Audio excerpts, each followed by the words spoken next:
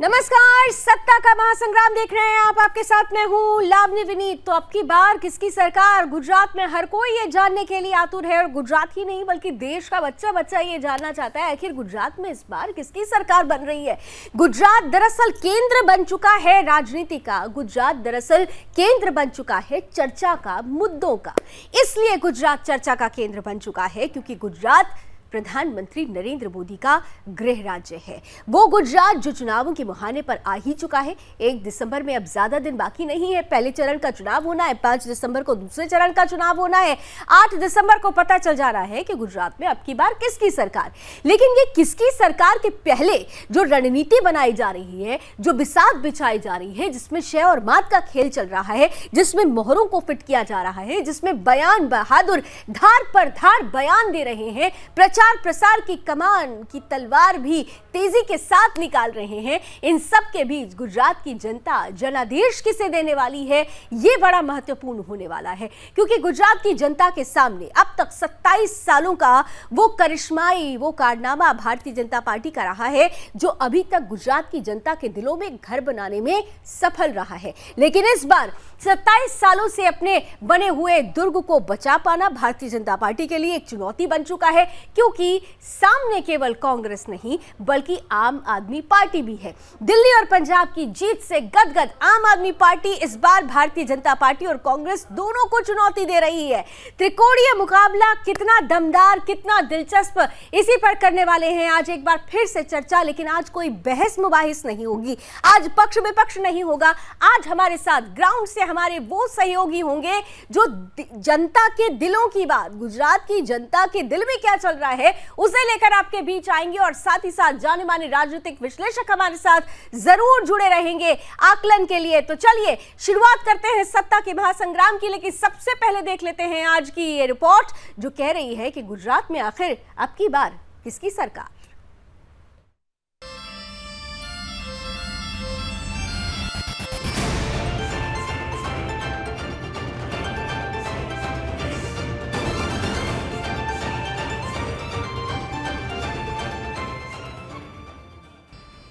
अद्भुत, अविश्वसनीय, अकल्पनीय सांस्कृतिक धरोहर और परंपरा के चटक रंगों पर निखराने वाले गुजरात में इन दिनों सियासी पारा चढ़ा हुआ है। इन दिनों सभी सूबों की सियासत को अपने अपने हिसाब से आंके जा रहे हैं। गुजरात का रन जीतने के लिए सभी दलों ने कमर कस ली है। बीजेपी के साथ साथ कांग्रेस और आम आदमी पार्टी भी पूरा जोर लगा रही है। इन चुनाव में बीजेपी के लिए जहां अपनी 27 साल से चली आ रही सत्ता को बचाने की चुनौती है, वहीं कांग्रेस के लिए सत्ता का सूखा खत्म करने का चैलेंज।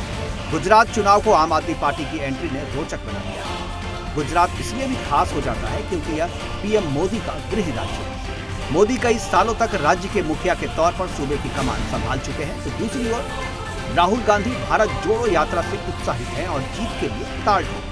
बेहतर शिक्षा, बेहतर स्वास्थ्य का वादा लेकर केजरीवाल मुकाबले को त्रिकोणीय बना रहे हैं। गुजरात के रन का भविष्य बांचने वाले राजनीतिक पंडितों के दांव भी पल पल बदल रहे हैं।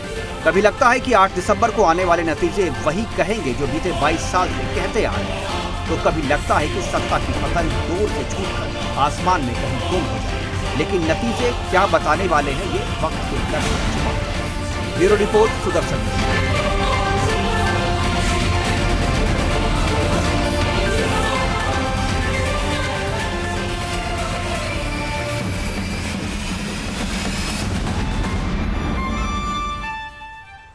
तो नतीजे बहुत दिलचस्प होने वाले हैं। नतीजे इस लिहाज से दिलचस्प होने वाले हैं क्योंकि ये नतीजे ही 2024 के आम चुनावों की रूपरेखा भी तैयार कर देंगे। एक तरफ 2024 का चुनाव और दूसरी तरफ 2023 में हिंदी बेल्ट के कुछ ऐसे राज्य जिनके लिए भारतीय जनता पार्टी और कांग्रेस के लिहाज से जीतना बहुत जरूरी हो जाता है। और ऐसे में गुजरात में ही जीत और हार की पटकथा ये तय कर देगी कि 2023 में और 2024 में क्या परिस्थिति हो सकती है। इन सब के बीच अगर हम 27 सालों की बात करते हैं तो जिस तरीके से भारतीय जनता पार्टी ने विकास को आधार बनाकर यहां की जनता के दिलों में घर बनाया, इसके साथ साथ हिंदुत्व की झंडा बरदारी की, क्योंकि हिंदुत्व के लिहाज से गुजरात भारतीय जनता पार्टी के लिए एक बड़ी प्रयोगशाला रहा है। दूसरी तरफ 27 सालों से विपक्ष की भूमिका निभा रहे कांग्रेस की तरफ उनका आधार तुष्टीकरण रहा है। एक खास वोट बैंक यानी मुसलमानों का वोट बैंक जो 64% के लिहाज से कोर वोट बैंक कहा जाता है कांग्रेस का, वो उसको बचा पाना इस बार कांग्रेस के लिए भी थोड़ा मुश्किल इसलिए हो रहा है क्योंकि आम आदमी पार्टी ने एंट्री कर ली है। आम आदमी पार्टी के एंट्री लेने के बाद राजनीतिक पंडित ये कहने लगे हैं कि इस बार वोट जो कटेंगे वो भारतीय जनता पार्टी के तो कटेंगे, लेकिन सबसे ज्यादा वोटों पर अगर सेंधमारी होगी तो वो कांग्रेस के वोटों पर होगी। और इस लिहाज से विपक्ष के में इस बार कौन बैठेगा, इसकी लड़ाई ज्यादा दमदार नजर आ रही है क्योंकि भारतीय जनता पार्टी अपनी जीत को लेकर आश्वस्त है। डबल इंजन की सरकार की बार बार बात कही जा रही है, हिंदुत्व की आधारशिला पहले ही तैयार कर दी गई है। और इस लिहाज से अगर हम गुजरात की बात करते हैं और गुजरात को 4 जोन में अगर बांट दिया जाए तो जरा आप याद कीजिए, सौराष्ट्र, मध्य गुजरात, उत्तर गुजरात और दक्षिण गुजरात, जहां पर मध्य गुजरात में हम देखते हैं कि भारतीय जनता पार्टी के लिए जीत कि जो आधार तैयार करने की महत्वपूर्ण कड़ी निभाती है वो मध्य गुजरात की जनता निभाती है। मध्य गुजरात में भारतीय जनता पार्टी का जो परचम रहा है वो बहुत बेहतरीन रहा। दक्षिण गुजरात में क्लीन स्वीप करती हुई भारतीय जनता पार्टी, अगर आपको याद हो तो 35 में से 25 सीटें लेती हुई नजर आई। दक्षिण और मध्य में तो गुजरात में भारतीय जनता पार्टी की बल्ले बल्ले रही है, लेकिन चुनौती दरअसल सौराष्ट्र और उत्तर गुजरात में है। वो सौराष्ट्र जो कांग्रेस का गढ़ कहा जाता है, वो सौराष्ट्र जहां पर इस बार आम आदमी पार्टी ने जबरदस्त एंट्री मारी है, वो सौराष्ट्र जहां पर जीतना, जहां की सीटों के नंबर को बढ़ाना भारतीय जनता पार्टी के लिए थोड़ी सी टेढ़ी खीर नजर आता है। वो सौराष्ट्र इस बार क्या कहता है। और साथ साथ उत्तर गुजरात जहां पर भारतीय जनता पार्टी और कांग्रेस के बीच में कांटे की टक्कर रही, 2017 के लिहाज से अगर आपको याद हो तो भारतीय जनता पार्टी ने उत्तर गुजरात में 14 सीटें और कांग्रेस ने 17 सीटें ली थी। तो 14 और 17 के बीच की ये कांटे की टक्कर इस बार और ज्यादा कांटेदार इसलिए हो गई है क्योंकि इसी उत्तर गुजरात में आम आदमी पार्टी ने घुसपैठ कर ली है। तो इस बार इन 4 जोन में क्या परिस्थिति बन रही है, ग्राउंड पर जाकर हमारे तमाम संवाददाता लोगों के मन की बात को जानने और समझने की कोशिश कर रहे हैं। हमने 33 जिलों में अपने 33 ब्यूरोज को उतारा है। 252 रिपोर्टर्स इस पर ग्राउंड पर मौजूद हैं। और जब हम 252 की बात करते हैं तो आप खुद समझ लीजिए कि टोटल विधानसभा की 182 सीटें हैं, यानी कुल मिलाकर कुछ ऐसी सीटें हैं जहां पर एक से ज्यादा रिपोर्टर्स हैं। यानी चप्पे चप्पे की खबर, पर्सन पर्सन के मन की बात, जन जन के मन की बात, बच्चे बच्चे के मन की बात, बूढ़ों के मन की बात, महिलाओं के मन की बात, हर किसी की मन की बात आज आपके बीच लाने की कोशिश कर रहे हैं। और सबसे पहले क्योंकि बात सौराष्ट्र की हो रही थी तो हम सौराष्ट्र और कच्छ की तरफ ही आज सबसे पहले आपको लेकर चलेंगे। बोटाद में क्या परिस्थिति है जानने की कोशिश कर रहे हैं। प्रभाकर मोदी ग्राउंड पर मौजूद हैं। क्या कुछ कहती है बोटाद की जनता, क्या कुछ कहती है सौराष्ट्र की जनता, आइए जरा उनकी नजर से समझते हैं। हम अभी गढ़ड़ा जो सौराष्ट्र के गांव में आता है वो गढ़ड़ा के मतदारों का कुछ मिजाज देखने का प्रयास करते हैं। अभी जो चुनाव चल रहे हैं इसमें आप किस तरह देख रहे हैं और आपका क्या कहना है? गढ़ड़ा में बीजेपी का बहुत ही महत्व है और बीजेपी सीट हर वक्त जीतती है, इसलिए जो मतदार है वो सारे मतदार बीजेपी को ही वोट देंगे। आप क्या मानते हैं? पिछले 27 साल से बीजेपी की सरकार गुजरात में चल रही है। इसमें सौराष्ट्र प्रांत का पूरा हिस्सा होता है और सौराष्ट्र प्रांत से मैक्सिमम सीटें बीजेपी को मिल रही है। और हमारी गढ़ड़ा सीट में हमको उम्मीदवार ऐसा मिला है, केंद्र कक्षा का उम्मीदवार मिला है, शंभुनाथ जी टुंडिया मोहनश्री। तो परफेक्ट है कि गढ़ड़ा और बोटाद दोनों सीट बीजेपी के खाते में जा रही है और कमल खिल रहा है, पूरे सौराष्ट्र में कमल खिल रहा है। ठीक है, आप क्या मानते हैं भाजपा और अभी की जो हाल की स्थिति है इसके बारे में? भाजपा की स्थिति बहुत अच्छी है गढ़ड़ा में। हमारे कैंडिडेट भी बड़े अच्छे दिए हैं, शंभुनाथ जी टुंडिया जी महाराज। और गढ़ड़ा में पूरा शहर उस टुंडिया महाराज को मानने वाला है और कमल के साथ रहने वाला है पूरा गढ़ड़ा। ठीक है, बाकी सब पार्टियां हैं जो अभी कांग्रेस है, आम आदमी पार्टी है, उसके बारे में आप क्या कहेंगे? दिखाई नहीं देती है, हमने तो कहीं कांग्रेस के कार्यकर या आम आदमी पार्टी जो अभी नई आई है, इसको हमने तो कभी ये पूरे तहसील में देखी भी नहीं कि कहाँ पे है इसके कैंडिडेट। कुछ नहीं है, वन साइड चल रहा है, बीजेपी कमल खिल रहा है गढ़ड़ा में। शुक्रिया। प्रभाकर मोदी, सुदर्शन न्यूज़। तो देखिए, सौराष्ट्र में बोटाद की जनता थी, वो तो कह रही है कि कमल खिल रहा है, लेकिन अगर हम सौराष्ट्र की बात करते हैं, आप अगर ध्यान दीजिएगा तो सौराष्ट्र में 2017 में 54 में से 23 सीटें एनडीए के खाते में गई थी, यानी बीजेपी ने एनडीए को, और 30 सीटें यूपीए के खाते में गई थी, कांग्रेस ने थी यूपीए को। इस लिहाज से कहा जा रहा है क्योंकि यहाँ पर पाटीदार समुदाय, कोली समुदाय, दलित समुदाय और मुसलमानों का जो कंबाइंड वोट होता है वो कहीं ना कहीं से कांग्रेस के लिए कोर वोट का काम करता है। लेकिन क्या इस बार परिस्थिति बदल रही है? आइए, राजनीतिक विश्लेषक के रूप में और वरिष्ठ पत्रकार के रूप में हमारे साथ जुड़ चुके हैं रमेश ठाकुर जी। रमेश जी, बहुत बहुत स्वागत। और रमेश जी, देखिए, आज कोई बहस मुबाहिस नहीं हो रही है क्योंकि सत्ता पक्ष और विपक्ष दोनों ही अपनी अपनी जीत के दावे करेगी, लेकिन जीत तब लक्ष्य और उद्देश्य बनेगी जब जनता का जनादेश मिलेगा। जनादेश इस बार सौराष्ट्र में क्या आपको लग रहा है कि बदलाव की बयार रहेगी, या फिर जिस तरीके से कांग्रेस पहले प्रदर्शन करती रही है इस बार वो प्रदर्शन देखने को मिलेगा, या फिर आम आदमी का एंट्री गेट खुल जाएगा? रमेश जी।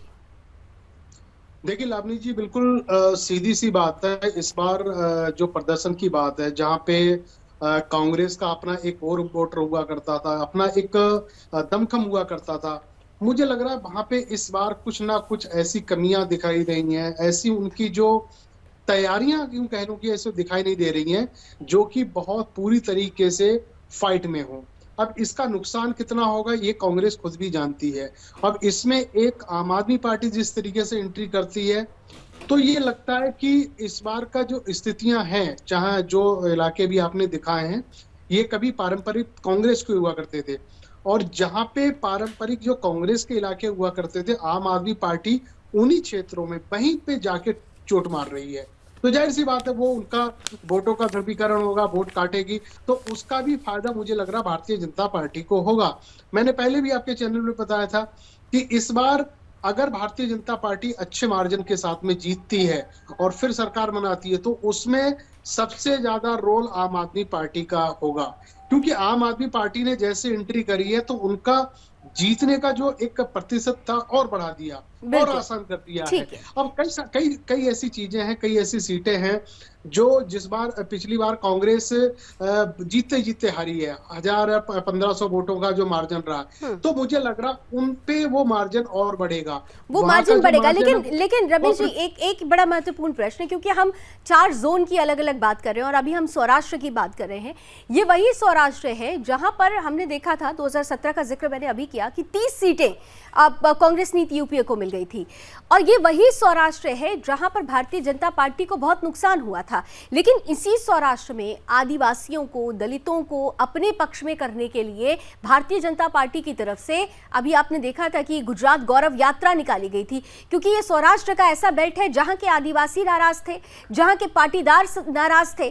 तो ये गुजरात गौरव यात्रा, क्या इसका कोई इंपैक्ट पड़ेगा इस बार इस पर्टिकुलर एरिया की अगर मैं बात करती हूं तो? मैं क्यों नहीं पड़ेगा, बिल्कुल पड़ेगा, और अच्छे से भी पड़ेगा। अब देखो, आपने पाटीदार नेताओं की बात करी, पाटीदारी वोटर की बात करी और ट्राइबल वोटर की बात करी। इसमें लावनी जी आपको समझना पड़ेगा, दोनों वोटरों में सेंधमारी भारतीय जनता पार्टी ने कर दी है।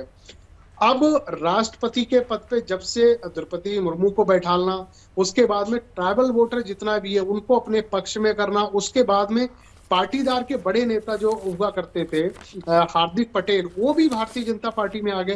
तो इन दोनों के आने के बाद में तो मुझे लग रहा है तो कई सारी स्थितियां पूरी तरीके से बदल गई हैं। और जहां तक गौरव यात्रा की बात करें, बिल्कुल फायदा होगा, जनता का जुड़ाव हुआ था, लोग आए थे, समर्थन कर रहे थे। स्थितियां जो है पिछले के मुकाबले अगर देखो बहुत बदली हुई हैं, इसलिए भारतीय जनता पार्टी अपने आप को पूरी तरीके से आश्वस्त हो गई है कि नहीं, अब स्थितियां हमारे लिए मजबूत है, ज्यादा कुछ करने की जरूरत नहीं है। इसी वोट बैंक पे क्योंकि आप कह रहे हैं ना कि आम आदमी पार्टी ने जिस तरीके से दमदार एंट्री ली है, नुकसान कांग्रेस को ज्यादा पहुंचेगा। तो कांग्रेस ने पिछली बार सौराष्ट्र की क्योंकि हम लोग बात कर रहे हैं, सौराष्ट्र में ही अपने आदिवासी वोट बैंक की अगर बात करें, मुस्लिम वोट बैंक तो खैर कांग्रेस का कोर वोट बैंक रहा ही है, लेकिन पाटीदार और आदिवासी वोट बैंक को अगर मिला दिया जाए तो 19% और 18%, 23%, दोनों को मिलाकर क्या इसमें से हमारी आम आदमी पार्टी ज्यादा कर पाएगी? क्योंकि 23% सवर्णों का जो वोट बैंक है वो तो भारतीय जनता पार्टी के पक्ष में ही निरंतर जाता हुआ नजर आया है। खेल तो पाटीदार, आदिवासी और मुस्लिम वोट बैंक में हो जाता है। नहीं लावनी जी, मुझे लग रहा है यहाँ पे जो आपने स्वर्ण जाति का बताया, पाटीदार नेताओं का बताया है, या फिर आपने ट्राइबल वोटर जो बताया, यहाँ सेंधमारी मुझे लग रहा है आम आदमी पार्टी नहीं कर पाएगी। आम आदमी पार्टी अगर सेंधमारी करेगी तो अपने वो माइनॉरिटी वोटों पे करेगी, अल्पसंख्यकों को अपने तरफ जाने की कोशिश करेगी। हाँ, पाटीदार कुछ ऐसे नेता हैं, उन्होंने अपने को जोड़ा है, और 12-13 ऐसे हैं जो पाटीदार समाज से आते हैं, उनको टिकट दिया है। और इसके अलावा इन्होंने मुस्लिम वोटरों को जाने के लिए कई मुस्लिम कैंडिडेट को उतारा है। उसके पहले अगर आप देखो, भारतीय जनता पार्टी ने एक भी किसी मुस्लिम कैंडिडेट को वोट नहीं किया है। बावजूद भी वो लोग उन क्षेत्रों में जा रहे हैं, उन क्षेत्रों में अच्छा परफॉर्मेंस कर रहे हैं जहां इनका कभी कोई वजूद नहीं हुआ करता था। उसकी एक गलती है, एक सबसे बड़ी उसकी एक वजह ये है कि 27 सालों से विपक्ष में कांग्रेस बैठी हुई है, और पिछले 17 से लेके अब तक कांग्रेस की स्थिति क्या है जग जाहिर है।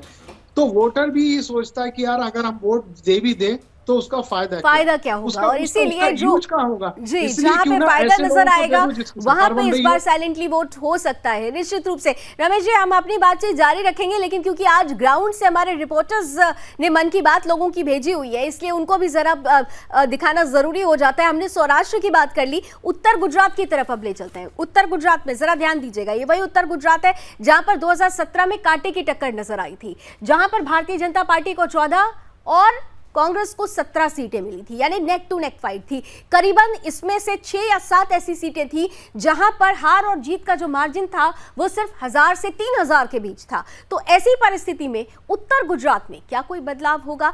क्या जिस बात को कांग्रेस परिवर्तन की आंधी कह रही है और भारतीय जनता पार्टी स्थिरता की सुनामी कह रही है, उसमें कोई बदलाव आएगा या स्थिरता रहेगी? नॉर्थ गुजरात लिए चलेंगे आपको। नॉर्थ गुजरात से पाटन से हमारे साथ भरत पांचाल मन की बात जानने की कोशिश कर रहे हैं जनता की। आइए भरत के पास चलते हैं। आज हम उत्तर गुजरात की पाटन सीट पे विधानसभा के चुनाव में, यहाँ पे ये आम जनता है जिनके साथ हम बात करेंगे कि ये चुनाव में आप किस पक्ष को वोट देने जा रहे हो, आप किस पक्ष को और किस कारण वोट देने जा रहे हो? बोलने की ज़रूरत नहीं है, ये पूरी गुजरात की जनता भारतीय जनता पार्टी को पूरी पब्लिक वोट देने जा रही है। आदरणीय प्रधानमंत्री श्री नरेंद्र भाई के शासन में पूरा देश का जो विकास हुआ है, दुनिया में आज भारत की जो गिनती हो रही है, आप देख रहे हैं गुजरात में पिछले 30 साल में जो विकास हुआ है, सामने ही फ्लाईओवर है, वो भारतीय जनता पार्टी के शासन में हुआ है। पहले यहाँ एक सिंगल पट्टी हुआ करती थी, आज पाटन से हारीज, पाटन से ऊंझा, पाटन से सिद्धपुर 4 लाइन कनेक्टिविटी हुई है। आज हमारे पाटन में यह यूनिवर्सिटी में पहले कुछ नहीं था, आज सभी भवन नए हुए हैं, और यहाँ इंजीनियरिंग कॉलेज भी कतपुर में भारतीय जनता पार्टी के शासन में हुए हैं। आज देश इतना आगे बढ़ रहा है, आदरणीय प्रधानमंत्री नरेंद्र भाई मोदी और गुजरात भूपेंद्र भाई पटेल के नेतृत्व में बहुत आगे बढ़ रहा है। हम आपसे पूछना चाहेंगे कि आपको कौन से मुद्दे पे भारत में और पाटन में कौन से ऐसे मुद्दे जो आप कौन सी सरकार को वोट देना चाहते हैं? हम भारतीय जनता पार्टी को वोट देंगे, क्योंकि 370 की वो कलम हटा के जो दुनिया का स्वर्ग कश्मीर कहलाता है उसको भारत से जोड़ के अब कोई भी यहाँ पर जा सकता है, वो एक महत्वपूर्ण कार्य किया है। और विश्व में देश को इंडिया का नाम सबसे इज्जत से ले जाता है, हम उसी लिए उनके साथ देंगे। आप कौन सी सरकार? हम बीजेपी सरकार चाहते हैं, इस राज्य में, इस देश में बीजेपी चाहते हैं। ये बीजेपी सरकार रहेगा तब हम ये देश स्वाभिमान से जी सकेंगे, सर उठा के जी सकेंगे। मेरा मंदिर राम भूमि मंदिर है, 500 साल से पड़ा था, मेरा राम सापरे में था, 500 साल के बाद अब इसका चुकादा आया है, वो हमारे को गौरव है, वो नरेंद्र मोदी साहब ने किया है, हम मोदी साहब के साथ है। और आप कहीं ना कहीं इस मुद्दे पे क्या कहना चाहते, जो आम जनता तो बोल रही है कि हम भाजपा के साथ हैं? आप मीडिया माध्यम से देख रहे हो, पूरे गुजरात के अंदर, विश्व के अंदर आदरणीय नरेंद्र भाई मोदी ने जो एक श्रेष्ठ नामना उन्होंने ली है, वो प्रति हमारे सभी देशवासियों को हम सलाम करते हैं। गुजरात के अंदर 32 साल से भारतीय जनता पार्टी की सरकार है। कश्मीर के अंदर हमारे हिंदू पंडितों को कांग्रेस सरकार से भगाया गया था और आदरणीय गृह मंत्री अमित भाई शाह ने उन्हें वापस लाने के लिए जो कलम कोई निकाल नहीं सकता था, पूरे देश में दंगे हो जाएंगे, कर्फ्यू हो जाएंगे, ऐसी बात कर रहे थे, लेकिन एक झटके के अंदर उन्होंने 370 की कलम हटाकर देश के हिंदुओं को एक बड़ा मैसेज दिया है। इसलिए मेरा वोट भारतीय जनता पार्टी को ही जाएगा। आज हम यहाँ पाटन में इन जो चुनावी मुद्दे को लेके और भाजपा के कहीं ना कहीं विकास और उसकी सुरक्षा के लेके इन लोगों ने बात की है। भरत पंचाल, सुदर्शन टीवी। तो उत्तर गुजरात में भी देखिए मोदी मोदी ही नजर आ रहा है, लेकिन रमेश जी उत्तर गुजरात जहां पर 2017 में कांटे की टक्कर थी, 14 और 17 का मार्जिन, यानी ज्यादा अंतर नहीं था, केवल 4 सीटों का अंतर था। यूपीए को 17 सीटें मिली थी और एनडीए को जिस तरीके से 13 सीटें मिली थी। तो क्या इस बार वो अंतर पूरा कर लिया जाएगा भारतीय जनता पार्टी की तरफ से, या उससे भी ज्यादा? उत्तर गुजरात की अगर मैं बात करती हूँ तो नहीं लावनी जी, ये जो क्षेत्र है ना उत्तर गुजरात का, यहाँ सबसे ज्यादा नुकसान अगर पिछले 3 चुनावों में देखो भारतीय जनता पार्टी को हुआ है। पिछले 2017 का अगर आप देखो तो इनके बाद जो सीटें आई हैं उसमें 6 और 7 सीटें ऐसी हैं जिनका जीत का मार्जिन मुश्किल से 1000 से 2000 वोटों का रहा है। तो इस बार बहुत कांटे की टक्कर है और यही क्षेत्र मुझे लग रहा है सरकार बनाने के लिए बड़ी भूमिका निभाएगा। और यहाँ पे कांग्रेस का बढ़िया दमखम है, ऐसा कुछ नहीं है। और कुछ और क्षेत्रीय 2-4 दल है, पिछले 2-3 सीटें यहाँ से और भी उन लोगों ने निकाली थी। तो मुझे लग रहा है यहाँ का जो है, इसमें अगर आप ये कहो कि भारतीय जनता पार्टी बहुत अच्छा परफॉर्म करेगी तो थोड़ा सा जल्दबाजी होगा। यहाँ पे कांग्रेस की जो पहले से बिसात बनी हुई है, इस बार उसको यथावत रख पाती है, वो सीटों में कन्वर्ट हो पाते हैं, वोटर आप इनके पास आ पाते, उनको देखने वाली बात है। लेकिन सबसे बड़ी बात है आज जिस तरीके से राहुल गांधी ने एंट्री करी है, राहुल गांधी ने चुनावी रैलियां उन्होंने शुरू की हैं, तो एक मैसेज गया है कांग्रेसियों में, एक मैसेज गया है गुजरात की जनता में, एक मैसेज गया है कि नहीं, कांग्रेस भी इस चुनाव को एक गंभीरता से ले रही है। उनकी भारत यात्रा को छोड़ के वो लोग आए हैं, तो ये चीजें मुझे लग रहा पहले हो जाना चाहिए था, उनकी रैलियां पहले हो जाना चाहिए। आपके कांग्रेस का अध्यक्ष अगर कोई भी बन जाए, कोई भी आ जाए, लेकिन फिर भी आज भी लोग जो खाटी के जो कांग्रेसी हैं वो भी गांधी परिवार की तरफ देखते हैं मुंह उठा के। यानी देर आए दुरुस्त है, लेकिन ये वोट बैंक को कितना दुरुस्त कर पाएंगे ये बड़ा दिलचस्प होगा, क्योंकि आप भी लगातार कह रहे हैं और हम भी देख रहे हैं कि ग्राउंड पर आम आदमी पार्टी ने उन जगहों को, उन सीट्स को ज्यादा फोकस किया है जहां पर कांग्रेस जीतती आई है। और अगर वहां पर आम आदमी पार्टी ज्यादा फोकस कर रही है तो इसका मतलब कांग्रेस के लिए विपक्ष की भूमिका को बचाना भी एक बड़ी चुनौती है। रमेश जी, अगले सवाल के साथ मैं आपके पास आऊं, लेकिन दक्षिण पहले जरा चलते हैं। दक्षिण में तापी के लोग क्या कुछ कह रहे हैं? विकास शाह वहां से जनता के मन की बात जानने की कोशिश कर रहे हैं। ये वही दक्षिण है जो भारतीय जनता पार्टी के लिए मैजिक कार्ड का रोल अदा करता है, क्योंकि ये वही दक्षिण गुजरात है जहां 35 में से 25 सीटें भारतीय जनता पार्टी को मिली थी। और दक्षिण गुजरात में कहा जाता है कि भारतीय जनता पार्टी के ही कोर वोटर्स सबसे ज्यादा हैं। ऐसी परिस्थिति में इस बार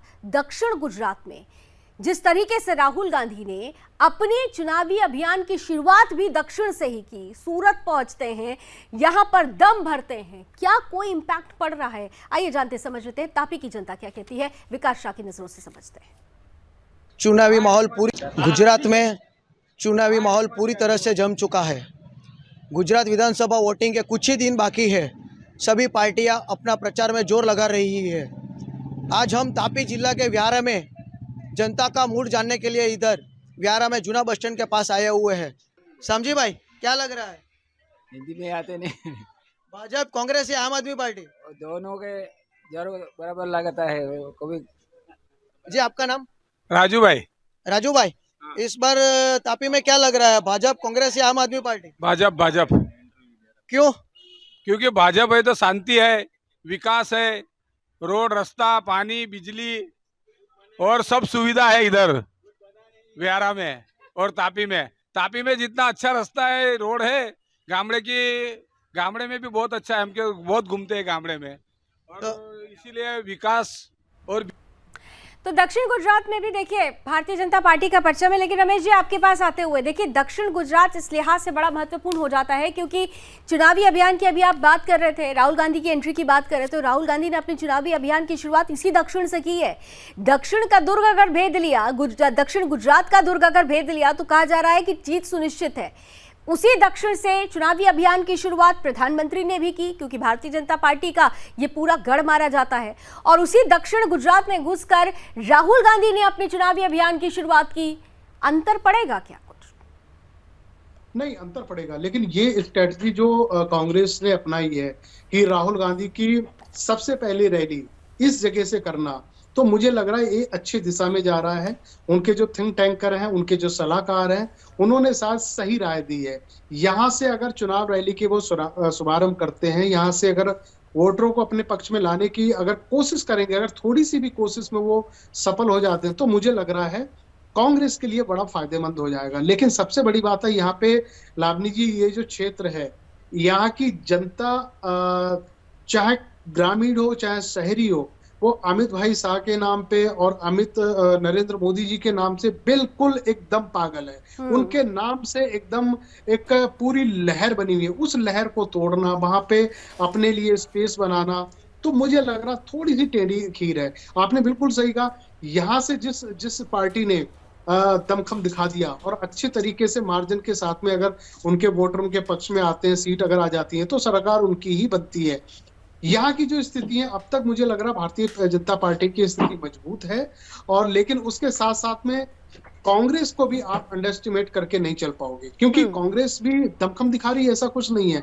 और इस इलाके में अगर आपको ध्यान हो तो सबसे पहले आम आदमी पार्टी के जो नेता जब दिल्ली से शुरुआत में माहौल बना रहे थे, वो भी दक्षिण ही पहुंचे थे। बिल्कुल आपने सही कहा, पहुंचे थे। उन्होंने कहा कि हम लोग यहाँ पे देखें, लेकिन 1 महीने के बाद में 1.5 महीने के बाद जब उन्होंने देखा कि यहाँ पे तो भारतीय जनता पार्टी का गढ़ है, उनको ज्यादा स्पेस नहीं मिल पा रहा, फिर उन्होंने धीरे धीरे यहाँ से किनारा करके सौराष्ट्र में पहुंचे, उसके बाद में नॉर्थ इलाकों में पहुंचे और वहां पहुंचे जहाँ पे। लेकिन रमेश जी एक बात थोड़ा मैं आपसे समझना चाहूंगी, क्योंकि जब हम दक्षिण गुजरात की बात करते हैं, इसमें कोई दो राय नहीं है कि दक्षिण गुजरात भारतीय जनता पार्टी के लिए उनका गढ़ रहा है। 35 में से 25 सीटें भारतीय जनता पार्टी को 2017 में मिली, 10 सीटें कांग्रेस को मिलती हैं। ये जो 10 सीटें थी इसलिए कांग्रेस के खाते में गई क्योंकि जो ग्रामीण इलाके थे वहां पर कुछ परेशानियां हुई थी, जिसके वजह से जनता नाराज थी। शहरी इलाकों के तो total vote Bharatiya Janata party के पास आ गए थे, लेकिन दूर दराज के जो वोट थे वहां पर भारतीय जनता पार्टी से जनता नाखुश थी। क्या इस बार आपको लगता है कि बीते 5 सालों में ये जो 10 का फासला था उसे भारतीय जनता पार्टी ने अपने काम से, विकास से पूर्ण कर लिया है? क्या अभी आपको लगता है कि ये 10 जो है, अब हो सकता हो 10 का 8 हो सकता हो 10 का 12 हो, नंबर्स तो कुछ भी आगे पीछे हो सकते हैं, लेकिन फिर भी 2017 के लिहाज से क्या आपको लगता है कि जो 10 की कमी थी वो इस बार थोड़ी भरपाई कर पाएगी भारतीय जनता पार्टी काम के लिहाज से? यहाँ पे लावनी जी मुझे लग रहा हो सकता 10 के आंकड़े से ज्यादा भी कांग्रेस चली जाए। उसकी एक वजह है, वजह ये है भारतीय जनता पार्टी में जितने बागी हैं और जितने लोगों को टिकट नहीं मिला और कईयों के टिकट काटे गए, वो यही क्षेत्र है दक्षिण का जहां पे सबसे ज्यादा भारतीय जनता पार्टी ने अपने लोगों के पुराने सिटिंग जो एमएलए उनके टिकट काटे हैं और नए लोगों को दिए। तो ये नाराजगी भारतीय जनता पार्टी के लोगों को अपनों से है। हो सकता है इसका फायदा कांग्रेस उठा पाए। और लेकिन आप जो 10 सीटें आप जो कांग्रेस की पिछले 2017 में आप देख रहे हो, तो यहाँ पे भी 10 सीटें कोई अच्छे मार्जिन के साथ में कांग्रेस नहीं जीती थी। तो इस हिसाब से अगर आप देखो तो अगर वागीपन अगर 4 तारीख तक ना रहा, अगर वो सारे के सारे फिर पक्ष में भारतीय जनता पार्टी के आ जाते हैं, तो मुझे लग रहा 25 का आंकड़ा 30 तक भी चला जाएगा।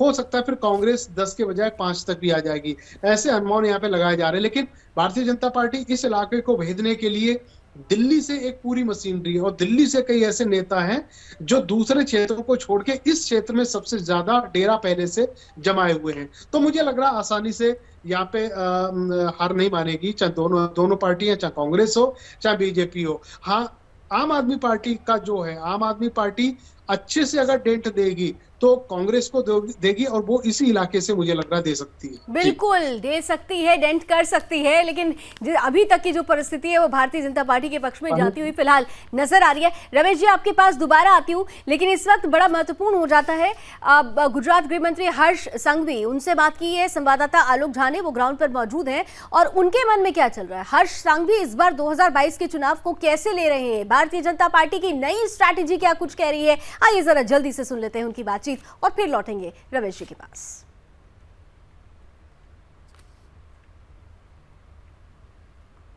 गुजरात में चुनावी बयार है और इस चुनावी बयार में गुजरात के युवा नेता और गृह मंत्री हर्ष संघवी इस वक्त हमारे साथ मौजूद हैं। गुजरात में हमने बात की, बहुत तारीफ हो रही है आपकी, जिस तरह से यूथ को होना चाहिए, एनर्जेटिक जो है आपकी कार्यशैली है। हमने आपके बारे में भी पूछा था, सूरत भी गए थे, वहाँ भी पूछा लोगों से, आपसे मुलाकात नहीं हो पाई थी। तो अब कैसा चल रहा है चुनाव प्रचार, क्योंकि मोदी जी कहते हैं कि यूथ को आगे आना पड़ेगा देश के विकास के लिए। किसी भी देश का विकास, उसका भविष्य उस देश के युवाओं के हाथ में होता है। गुजरात भी, और गुजरात के युवा खास तौर पे भारतीय जनता पार्टी की सरकार के साथ मिलकर पिछले कई सालों से गुजरात के विकास में महत्व की भूमिका अदा कर रहे हैं। मोदी जी के साथ हमेशा देश का हर एक वर्ग जुड़ा है और खास तौर से मोदी जी के लिए हमेशा युवा उनके प्रिय रहे। वो हर वक्त युवाओं को अलग अलग अवसर प्रदान करते हैं, चाहे वो नौकरियों की बात हो, चाहे वो स्टार्टअप इंडिया की बात हो, चाहे वो मेक इन इंडिया की बात हो। हर एक फील्ड के अंदर मोदी जी ने ये देश के भविष्य को उज्जवल करने के लिए युवकों को हमेशा सहयोग किया है और उनको आगे जाने के लिए, आगे ले जाने के लिए खास तौर पर हर मुमकिन प्रयास किया है। किस तरह से जो है हिंदुत्व को जो है की ज़रूरत जो है वो न सिर्फ गुजरात में बल्कि संपूर्ण देश में है, आप क्या समझते हैं? मैं तो हर एक व्यक्ति के न्याय की बात करता हूँ। हर एक समय हमने देखा होगा कि कहीं ना कहीं कांग्रेस, आम आदमी पार्टी जैसे जो पॉलिटिकल पार्टीज है, कहीं ना कहीं समाज के बंटवारे करना, देश हित में काम करने वाले लोगों में बंटवारा लाना और वो बंटवारा लाके राज करना। मैं मात्र उनके सामने एक आवाज़ बन के बैठा हूँ। हमारी जिम्मेदारी है, हमारी सबकी जिम्मेदारी है कि समाज को एक होके आगे बढ़ना चाहिए और इसी प्रकार से गुजरात में सब समाज साथ में मिलके आगे बढ़ रहे हैं। खास तौर पे कई चीज़ ऐसी है, आपने देखा होगा कि कहीं ना कहीं प्यार को बदनाम करने की कोशिश की जाती है।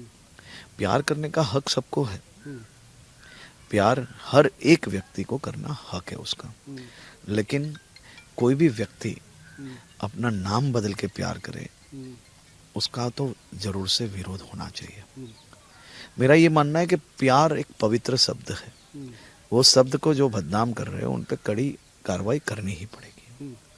कोई महेश मुस्तफ़ा बन के अगर कोई बेटी का जीवन बर्बाद करे या कोई मुस्तफ़ा महेश बन के मेरे गुजरात की अगर कोई बेटी का जीवन बर्बाद करने की कोशिश करेगा तो उसके सामने कदम उठाए जाएंगे। चलिए एक और सवाल, गुजरात चुनाव प्रचार जो है किस तरह से आप लोगों की रणनीति है, क्योंकि तीसरी पार्टी की एंट्री है इस बार, थोड़ा डिफरेंट चुनाव है बाकी चुनाव से? जी ना, कांग्रेस द्वारा इस प्रकार के प्रयास कई दफ़ा किए गए हैं। 2002 से लेके 2022 तक 2, 7, 12, 17 इतने चुनावों में कांग्रेस ने पहले शंकर सिंह वाघेला को तीसरी पार्टी लाई, केशुभाई पटेल के साथ चुनाव लड़ा, लेकिन कभी गुजरात में किसी भी तीसरी पार्टी को कभी सफलता नहीं मिली है। भारतीय जनता पार्टी और कांग्रेस के बीच का ये जो चुनाव है उसमें फिर से एक बार गुजरात की जनता की जीत होगी। गुजरात की जनता और भारतीय जनता पार्टी मिलकर 2022 से 27 गुजरात की सेवा में एक साथ आगे बढ़ेंगे। लेकिन दिल्ली वाली जो पार्टी आई है वो कह रही कि सरकार बनाएंगे। देखिए वो तो सब जगह जाके बोलते हैं, ये उनका काम है, बोलते रहे। गुजरात के लोग बहुत समझदार हैं, ये सुनते भी हैं लेकिन करते हैं अपना मन का। धन्यवाद सुदर्शन न्यूज से बात करने के लिए। तो ये थे गुजरात के गृह मंत्री जिन्होंने कहा कि गुजरात में गुजरात की जनता समझदार है और ये सुनते सबकी हैं और करते अपने मन की हैं। कैमरामैन चंदन के साथ आलोक झा, सुदर्शन न्यूज। गुजरात की जनता समझदार है, सुनती सबकी है, करती अपने मन की है। रमेश जी के पास चलते हैं। रमेश जी, हर्ष संघवी जी को आपने सुन लिया। एक बात तो इस पूरे इंटरव्यू में ये समझ में आ गया है कि हिंदुत्व की प्रयोगशाला भारतीय जनता पार्टी के लिए गुजरात रहा है और आगे भी रहेगा, क्योंकि जिस तरीके की बातें हमने सुनी, चाहे वो हर्ष संघवी जी के तरफ से आए या फिर स्टार प्रचारकों में चाहे हेमंत बिस्व शर्मा पहुंच रहे हों या योगी आदित्यनाथ पहुंच रहे हों या खुद प्रधानमंत्री हों, गुजरात में अब अंदर अगर चेहरों की बात की जाए भूपेंद्र पटेल हों, हर कोई हिंदुत्व को नहीं छोड़ रहा है। यानी हिंदुत्व की झंडा बरदारी इस बार फिर से बीजेपी की बारी। देखिए लावनी जी, भारतीय जनता पार्टी की फिलॉसफी यही रही है, हिंदुत्व को आगे बढ़ाओ, हिंदुत्व पे चुनाव जीतो, तो वो ही रहेगी, उसको कैसे छोड़ पाएंगे। और दूसरी बात, मुझे हंसी आ रही थी अभी जब आलोक जी जब बात कर रहे थे तो कह रहे थे कि जो गुजराती होते हैं वो करते अपनी मन की है। आपकी भी सुनेंगे, हमारी भी सुनेंगे, ये बिल्कुल सही बात है। देखो, गुजरात का जो वोटर होता है वो हिंदी पट्टी राज्यों से, पहाड़ी राज्यों से सबसे अलग होता है। उनको राजनीति में ज्यादा दिलचस्पी नहीं होती है औरों के मुकाबले। वो व्यापारी हैं, उनको व्यापार जी में उनके लिए क्या होता है। जी रमेश जी, प्लीज कंटिन्यू कीजिए। जी, व्यापार उनको करना आता है, उनको राजनीति करनी नहीं आती है। तो सरकार किसी की आए उनको फर्क नहीं पड़ता, बस उनको सहूलियतें मिलनी चाहिए, उनके काम धंधे में ज्यादा दिक्कतें नहीं होनी चाहिए। वो भारतीय जनता पार्टी ने पिछले 5 साल से दिया है। तो इस नाते अगर आप देखो तो गुजरात की हमें जरूरत नहीं है। हम बदलाव क्यों करें जब हमें हमारा जब काम चल रहा है, तो हम दूसरी पार्टियों को क्यों दें। और रही बात, जब जिस तरीके से आम आदमी पार्टी अपने आप को ये कह रही है, रिझा रही है कि नहीं हम सरकार नहीं, ये देखिए, आपने ये बात तो बिल्कुल सही कही कि जब हमारा काम चल रहा है तो हम दूसरी पार्टी को क्यों दें, क्योंकि काम ही बोलता है। भारतीय जनता पार्टी काम और विकास पर ही तो वोट की बात कर रही है, लेकिन हिंदुत्व को नहीं छोड़ रही है। दूसरी तरफ कांग्रेस ये कह रही है, थोड़ी देर के लिए अगर आम आदमी पार्टी को भूल भी जाए तो कांग्रेस ये कह रही है कि हम अब नया विकास देंगे, हम पूरी तरीके से बदलाव लेकर आएंगे। उन्होंने एक परिवर्तन घड़ी भी लगा दी है वहां गुजरात में कांग्रेस मुख्यालय पे कि देखिए परिवर्तन की बारी है, और इसीलिए परिवर्तन की घड़ी जो है ये समय बता रही है कि परिवर्तन होने वाला है। लेकिन अपने कोर वोट को वो भी नहीं छोड़ पा रही है। और उनका जो कोर वोटर है, जैसा कि चंदन ठाकुर को आपने सुना भी होगा बीते दिनों जो कहते हुए वो सुनाई दिए हैं, ऐसी परिस्थिति में केवल उस कोर वोटर के माध्यम से क्या कांग्रेस ये सोचती है कि वो कमबैक कर लेगी? नहीं, देखिए, कांग्रेस को कुछ ना कुछ तो बदलाव करना पड़ेगा। कांग्रेस जिस तरीके से अपने आप को रिफॉर्म करने की कोशिश कर रही है, तो उस रिफॉर्म के लिए इनको कुछ बोल्ड स्टेप लेने पड़ेंगे, कुछ ऐसे बदलाव करने पड़ेंगे ताकि जनता के नजदीक जा सके। लेकिन वो तब होगा ना जब आपकी सरकार बनेगी, आप सरकार बनाओगे, सरकार बनाने के बाद ही पता चल पाएगा ना अब आप क्या नई चीजें दोगे। तो ये सारी चीजें हैं, उनको देख के मुझे लग रहा है कि अभी वो चीजें बहुत दूर की कौड़ी हैं। इतनी जल्दी आप किसी के बारे में अनुमान नहीं लगा सकते कि 27 साल की जिनकी सरकार हो और तुरंत ही उसके बाद में फिर। हालांकि एक बड़ी दिलचस्प बात आपको भी बता दूं अब रमेश जी की, क्योंकि ग्राउंड पर तो हमारे तमाम संवाददाता हैं और ग्राउंड से रिपोर्ट ये कह रही है कि इस बार जो कांग्रेस का कोर वोटर है, मुस्लिम वोट बैंक की हम बात अगर करते हैं, 2017 में 64% कांग्रेस को मिला था, 27% वोट भारतीय जनता पार्टी को मिला था। तो इस बार मुस्लिम वोट के लिए कहा जा रहा है कि दरअसल वो साइलेंट वोट करेंगे। उनका एकमात्र जो 64% जो कांग्रेस की तरफ गया था वोट बैंक, उस वोट बैंक का एकमात्र उद्देश्य था कि भारतीय जनता पार्टी को हराना है। ऐसी परिस्थिति में पलड़ा कांग्रेस का भारी हो रहा है तो वो कांग्रेस के साथ जाएंगे, अगर आम आदमी पार्टी का भारी हो रहा है तो वो आम आदमी पार्टी की तरफ जाएंगे। यानी बड़ा साइलेंट वोटर का काम करने वाले हैं ये कोर वोट, जो 64% मुस्लिम वोट बैंक की मैं बात कर रही हूँ। रमेश जी, देखो उसमें है क्या, इसमें 2 बातें बहुत स्पष्ट हो गई हैं। एक तो ये है कि गुजरात चुनाव में इस बार लोकल लीडरशिप नहीं दिखाई दे रही है। चुनाव सिर्फ और सिर्फ नरेंद्र मोदी जी के चेहरे पर लड़ा जा रहा है, गृह मंत्री अमित शाह जी के चेहरे पर लड़ा जा रहा है। रमेश जी को जरा स्क्रीन पर लेकर आइए। जी रमेश जी, प्लीज कंटिन्यू कीजिए। तो 2-3 चीजों को देख के आप ये अनुमान लगा सकते हो कि लोकल लीडरशिप जो दिखनी चाहिए थी भारतीय जनता पार्टी की, वो इस बार नहीं दिख रही है। चुनाव इन्हीं के चेहरे पे लड़ा जा रहा है, तो इसको लेके जनता में कुछ है, कुछ वो लोग, उनको जो वोटर हैं उनको लगता है कि एक ऐसी चीजें होनी चाहिए, यहाँ के भी कोई नेता आगे आने चाहिए थे। अब मुख्यमंत्री की जहाँ बात की जाती है, तो मुख्यमंत्री का चेहरा भी इतना प्रचलित इस बार का नहीं है, और रिप्लेस करने की जहाँ तक बात आ रही थी, रिप्लेस भी नहीं किया गया। तो और जो इनसे पहले जो रिप्लेस किए हैं जो मुख्यमंत्री चेहरे, तो उनके अंदर भी थोड़ा ना थोड़ा कॉन्फ्लिक्ट है। तो मुझे लग रहा इस बार अगर भारतीय जनता पार्टी हारती है, तो अंदर खाने जो चीजें बाहर निकल के नहीं आ पाई हैं, अंदर खाने के जो जोश हैं, उन जोश को लेके मुझे लग रहा भारतीय जनता पार्टी पिछड़ेगी, और इसके बाद यही चीजों को अपनाने के लिए, यही चीजों को कैच करने के लिए मुझे लग रहा है कांग्रेस मैदान में है। और यही चीजों को लेके जो आम आदमी पार्टी है वो कहती है कि हम लोग इस बार आ रहे हैं जी। लेकिन मुझे लग रहा है इन चीजों को लेके शायद भारतीय जनता पार्टी में ज्यादा फर्क नहीं पड़ेगा, क्योंकि उनकी जो तैयारी है मजबूत है।